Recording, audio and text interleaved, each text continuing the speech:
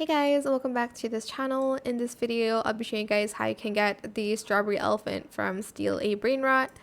So what you will need is the Semini Spiderini. Is this? Oh, I thought this was my basic. I have nothing.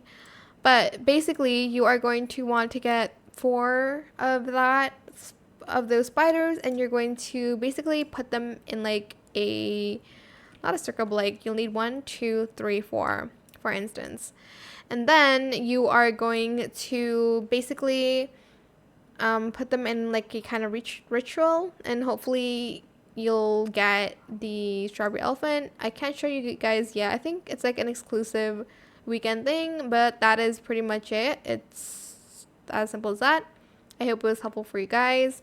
Don't forget to like, comment, share, and also subscribe to this channel if you haven't done that already. If you have any more questions about this video, just leave it in the comment section down below.